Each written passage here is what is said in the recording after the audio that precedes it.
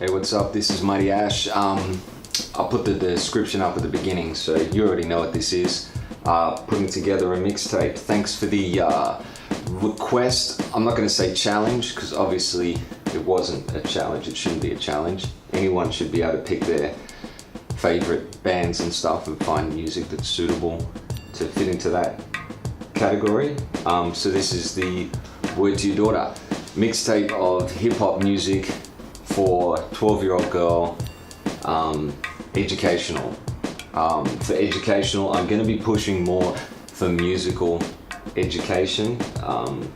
I think a lot of the more conscious hip-hop and stuff is for a slightly older age bracket, and at the same time I'm not going to cop out. I'm not going to go with like a whole bunch of female rappers. I have a lot of female rappers, but again, most of the ones that are in my collection are slightly older, you know, maybe 3 or 4 years from now, no problem. I'm not going to go for like straight up kiddie stuff. Like it's a mixtape. It's got to start, it's got to take you on a journey, it's got to be something that any of us would listen to. So I'm going to try and make something that's banging. Also, something to consider is I'm trying to show you not just like these songs, I'm trying to show you these artists. So like if I pick an art, there's going to be artists that I'm going to be skipping that are some of my favorite artists. They may have that one song that would appeal to a 12-year-old girl, but then their back catalogue will contain some other music, and if you connect with that song and you go back and do the research, then you're going to eventually find music that isn't suitable. So unfortunately I'll have to skip people like that, because the thing with hip-hop is when you find an artist that you connect with, you're not just connecting with a song with hip-hop. Like, I mean, there's no rules or anything. Like if you just listen to music, just listen to it. It's just something for you to have fun and dance to or whatever. But like a hip-hop enthusiast, when you connect with an artist, you don't connect to them for that song. If you say you listen to Guru, you don't say I listened to Guru, this song, I really liked it. You want to get to know the artist, especially in MC. You know, they have a career, you know, a whole lifetime in their career. So you want to follow their stories. You want to go back and find out where they came from, what they were talking about, where their ideas changed, and their musical influences. So you're usually going for a catalog. So these are catalog artists. These are artists that if you're interested in some of these songs, you can expand from there. If you're not interested in some of these songs, you don't have to play the thing the whole way through. You can skip tracks. I'm babbling on for ages. Let's get to the music part of it. Look, this is my stack here. This is what we ended up with. That from there, I wanted to keep it, you know, concise. I ended up with 13 tracks here. So I'm gonna go through each one real quick. I'll start off easy, you know. Let's not make this a challenge. Let's have some fun straight away. So I'll try and get this up there, but this is Gorillaz, and this is the single they did with Del the Funky Homosapien. The reason I picked this one was I wanted to do some Del the Funky Homosapien, but Gorillaz are great. They're amazing producers. They make great music for all ages. And this is a great song. Everyone knows this song. You shouldn't be embarrassed to groove to this song just because it was a hit. This is some funky hip hop here. So Clint Eastwood, Gorillaz, Del the Funky Homosapien, Ice Cube's cousin actually, and he's great. You can listen to all the Gorillaz, listen to all the Del the Funky Homosapien. Track 2, you know, why not just jump straight into it? Dilated Peoples. This is the album, The Platform, and the track that I'm picking off this is Triple Optics, because of lyricism. I mean, these guys make really funky beats, but straight out of the ballpark. Iris Science, affective chemistry and micromolecules, cells and groups of cells called tissues. Like straight out of the box, he has you. He's a storyteller, but he uses these intricate scientific and spiritual imagery to paint something. But if you just want to groove to it, the songs are really groovy, so that's great. So let's get out of America as quickly as possible. Even though most of this music is from America, hip-hop is everywhere, especially in England. This is DJ Format. This is an album he did called Music for the Mature B-Boy. And the song on this is Vicious Battle Raps with Abdominal, who's an American. They collaborate. He goes over to England and they record the songs. It's a really fun, upbeat song. It's a story song. It's a song that goes places and you can kind of follow it. A good one to learn the lyrics to if you want to practice rapping, even just little bits. You don't have to be able to do the whole thing. He's a very accomplished MC. Yeah, really fun. There's some good like punchlines and stuff in that. Vicious battle raps, like, I mean, technically a battle rap is when you're rapping against another rapper to prove that you deserve to be the one singing on the microphone, and the crowd like decides which one of you is better at it, and then that person gets to do it. He's taking just the concept of the punchlines, which is where you're saying a rhyme and then the thing that you say at the end concludes the whole thing and there's a twist or a joke, like a punchline in a joke. So he takes that style and he just does it as a verse, like as in, my verse shows that I'm the best rapper at rapping like this. And he doesn't 100% mean it, but he kind of proves it. So that's great. This band is particularly this album is a really big favorite of mine. This is Dream Warriors. And you know, they had some hits off their first album, and it was a little bit more in that kind of Jazzy Jeff and the Fresh Prince kind of genre, but with a twist. You know, they were doing the kung fu thing, like with the style. This was before I'd heard of Wu-Tang or anything. But then their second album came out and they got really spiritual and really conscious, and they got another MC on there who's a very funky MC. They're very connected. It's very like the roots of Africa in Africa, America.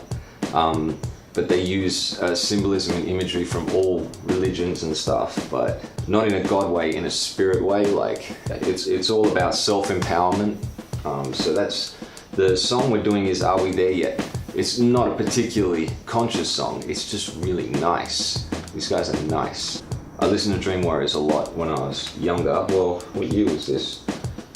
1994. So I guess I was like 16, 17, 16. I was still in high school, just.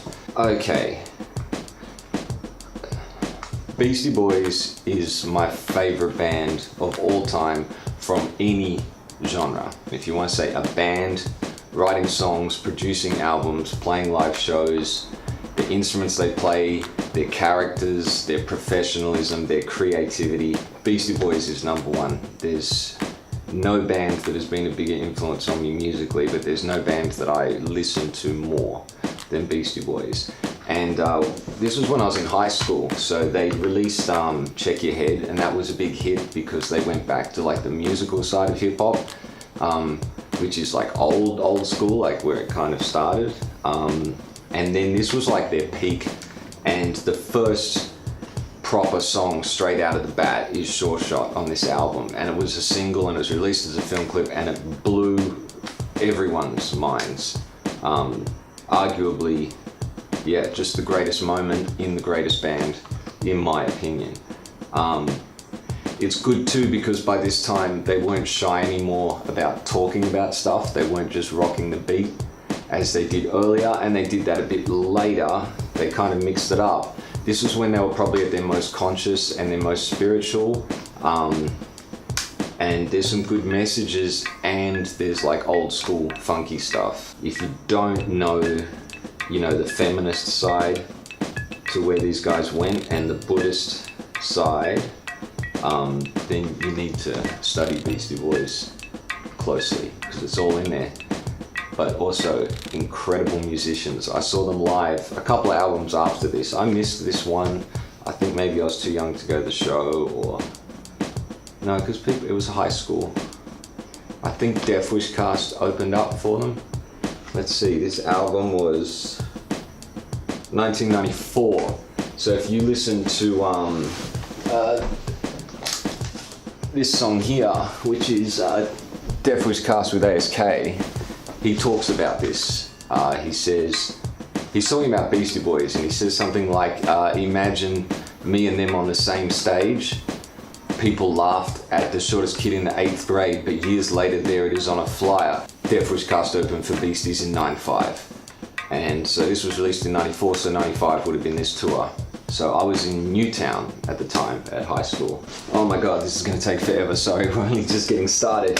Track 6, The Roots, fantastic. You want educational music, or even just an education in you know, what hip hop is and what people really wanted it to be at the time, what they were pushing and trying to spread as the word of hip hop. I think the Roots have held that torch strong for their entire career.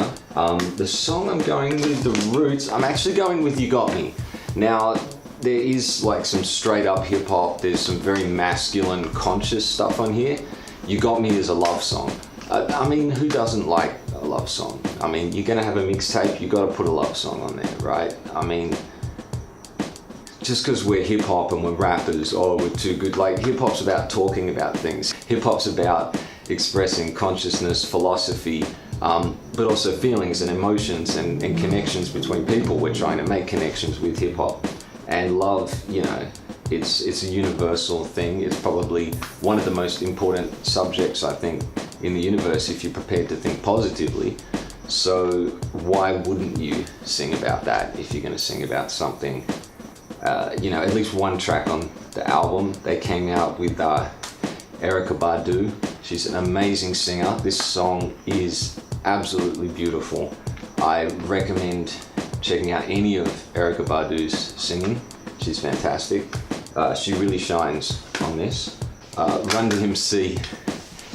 Everyone has to hear a little bit of Run DMC. This is, you know, that's my jam. Like when I was in year 4, I learned the lyrics to a Run DMC song and sang them at after school care. So that would have been, I don't know, mid to late 80s. So that's where we're going here. We're going back now. Like this is 80s music.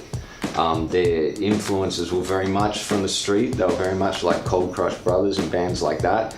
But Run DMC, being a big band and being a famous band, were able to bring that style. And it's not a mainstream twist, it's a hip hop mainstream twist on it. As in, it's accessible. This music is very accessible, but it's very real and it's very awesome hip hop. Their back and forth style very much was influenced back and forth between the Beastie Boys and Run DMC, and again, as I said, Cold Crush. The song on this is Ragtime. This song is a huge influence on my music. I had this on cassette tape, obviously. It very much predates CDs. And yeah, if you listen to any of my music, you will hear Ragtime influence me a humongous amount. It's a very fun track. They were a really fun band, you know, they didn't mind making jokes and stuff and having fun with it, but they were also spreading the message of hip hop. So, you know, big ups. They've done so much, really. Run DMC have to be, hip hop mixtape wouldn't be right not to put them on there for anyone. Okay, let's get local for a second. Okay, I'm in Sydney right now, so we're gonna have some Sydney music. This is Metabass and Breath. Metabass and Breath, fantastic band. I think a lot of this music was made like in Surrey Hills. So this was like the second wave of hip hop in Sydney as far as like records and albums that were being mass produced and listened to, and you know, on the radio, on the TV and stuff. So, you know, in the beginning, like we listened to, you know, Death Wish Cast and Sound Unlimited and bands like that, you know, and we were like, these people are from where we're from, so that's why we listened to it. And then the second wave came and we started to discover like Aussie Battler, and we started to discover like Brethren, and then Metabass and Breath brought out like 4 albums. There's I've got at least 2 full albums and an a cappella album. There might be more actually. Yeah, really creative, these guys. Like they influenced me a lot too, just in being creative, like not hesitating to try and push some boundaries of what you can do in the studio when you're recording music. And this song, Ordinary Men, it's like a story song. It tells a little story, there's characters in it, there's interactions, they paint a lot of imagery. Really awesome. They've started playing live shows again too, so interesting to see where they go. Shout outs to Morganics too, you know, done so much for the culture. And then let's get really local.